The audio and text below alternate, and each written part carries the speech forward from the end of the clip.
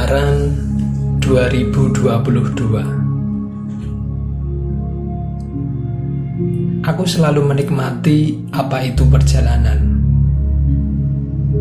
Mendengar kata jalan bagiku adalah sesuatu yang indah yang akan ditempuh.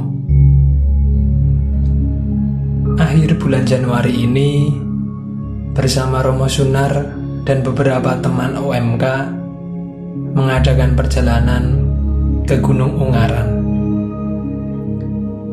Perjalanan tak berjalan mulus. Aku lemah, tapi aku berani memulai.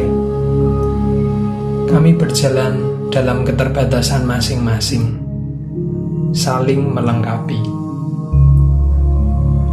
Sepanjang perjalanan, tak jarang mengantuk dan kehilangan keseimbangan. Dalam keadaan tersebut, aku perlu berhenti sejenak, beristirahat, dan mengembalikan kesadaran. Namun tetap harus berjalan, bukan asyik dalam mimpi.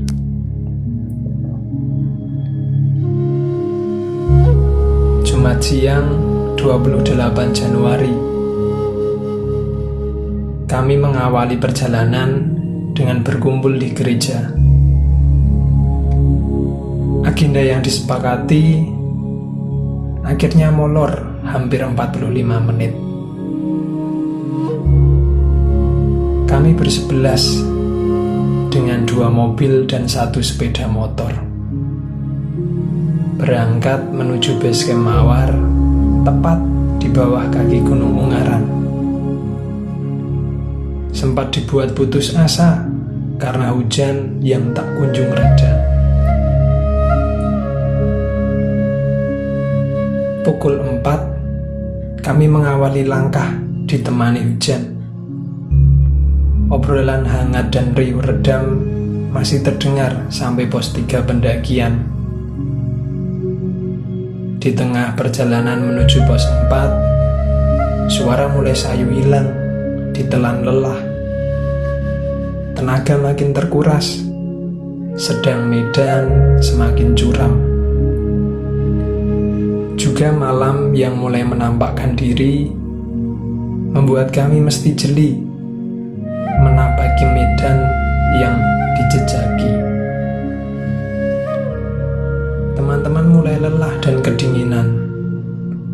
Hujan yang menemani sejak awal pendakian ternyata membuat kami makin menguras konsentrasi. Belajar rendah hati, mau jujur mengatakan lelah, untuk meminta berhenti sejenak. Seperti jalan salib yang hendak menuju puncak Golgota. Sempat membayangkan jalan salib yang ditempuh Yesus menuju Golgota mungkin tak sebanding dengan perjalanan ini. Yesus saja sempat mengalami kelelahan meskipun raganya begitu perkasa. Apalagi aku. Memang berhasil meskipun harus tertatih-tatih dan berjalan pelan, seperti orang yang kehabisan tenaga. 10 malam, perjalanan hari ini diakhiri. Kami bermalam setelah 30 menit perjalanan dari pos 4 pendakian.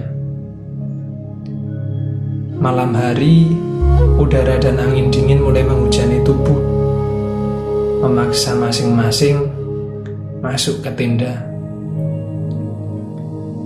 Ketika sedang asik berbincang, seorang kawan tiba-tiba mengatakan, "Belakangan ini mendaki gunung udah gak seasik dulu.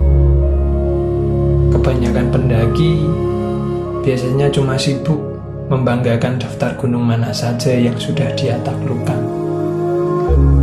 Belum lagi mereka yang sibuk foto sana-sini untuk update story. Mereka kehilangan momen untuk menikmati keindahan di gunung." Obrolan ini berhasil mencuri atensiku.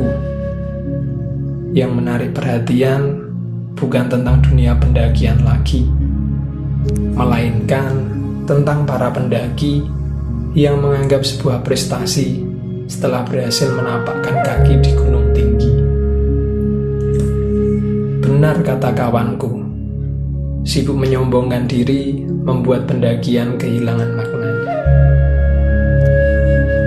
Obrolan ini juga menamparku, membawa pada kesadaran diri. Seperti banyak petuah bijak katakan, bukan alam yang harus kamu taklukkan, tapi ego dan kesombongan yang berkuasa dalam diri. Seperti rokok, mendaki gunung memiliki candunya sendiri. Ada godaan besar untuk sombong, mendaki puncak-puncak yang tinggi. Pagi hari 29 Januari, kabut masih menyelimuti. Aku duduk dan bermenung di selasar tenda ketika teman-teman masih asik dengan tidurnya. Perjalanan pendakian kali ini seperti proses menegaskan diri sekaligus menegaskan panggilan. Seperti kisah-kisah perjalanan sebelumnya, perjalanan kali ini bukan hanya sebuah perjalanan fisik, tetapi juga perjalanan batin. Banyak waktu menyendiri, merenungi, dan menegaskan diri. Pergulatan bagaimana memotivasi dan memberi motivasi kepada rekan-rekan yang lain. Seringkali aku juga mengalami kebosanan dalam berjalan pada jalan yang tak berujung.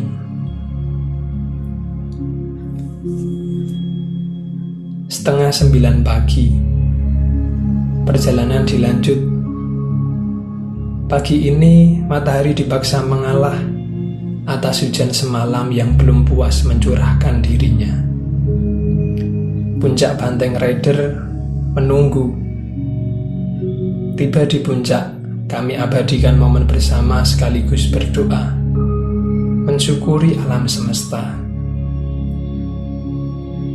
Aku ingat bahwa aku punya misi. Kami semua memiliki misi dan niat baik. Itu yang aku alami, tentu dengan pergulatan perjalanan yang berbeda-beda. Aku perlu pemenuhan atas kerinduan, duduk merenungi dan menegaskan diri. Ditemani kabut pagi yang dingin dan suara angin sayup-sayup terdengar. Sebuah kerelaan untuk berbagi.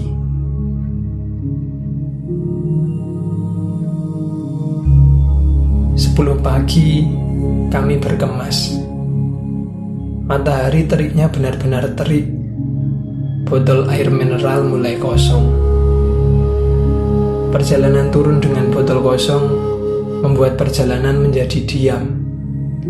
Sama-sama sadar, tidak banyak bicara adalah cara bijak untuk menghemat energi. Tepat di perjalanan turun pos 3, kami temukan 1,5 liter botol air mineral. Mungkin botol ini dari pendaki lain yang ketinggalan. 1,5 liter air menyegarkan keringnya kerongkongan dan menghadirkan kembali semangat untuk melangkah. Pengalaman mendapat 1 botol air adalah satu nilai penuh arti, sebuah kerelaan untuk berbagi. Rela berbagi demi sebuah semangat solidaritas untuk memberikan diri bagi sesama. Kerelaan itulah yang menyadarkanku bahwa kehadiran kita di dunia adalah berkat untuk sesama.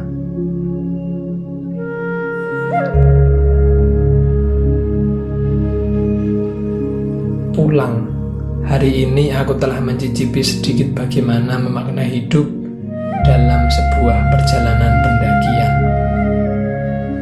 Konkretnya, aku boleh melihat, merasakan, serta mengalami bagaimana sebuah alur dan pola perjalanan hidup ini. Belajar memposisikan diri dengan sehati dan seperasaan, kerelaan untuk berkorban demi mencapai solidaritas, serta berani menembus ego diri demi kepentingan bersama. Perjalanan ke Gunung Ungaran adalah kesempatan mencari dan menemukan kerinduanku. Sama seperti seorang petamba rohani yang mengasingkan dirinya untuk mencari ketenangan batin. Lalu, bagaimana dengan petapa sosial? Masih sama, kawan. Petapa sosial juga menyendiri seperti petapa rohani.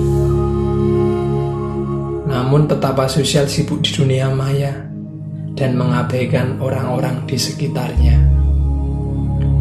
Tujuannya sama, mereka mencari ketenangan dan kepuasan. Mohon rahmat kebijaksanaan pada Sang Sumber Kebaikan. Semoga kita tidak terus-menerus terpapar pada fenomena petapa sosial. Selamat melanjutkan perjalanan batinmu. Perjalanan fisikmu hari ini telah usai. Perjalanan batinmu masih panjang. Mohonlah juga lelah hadir dalam dirimu, supaya tahu kepada siapa kamu harus bersandar.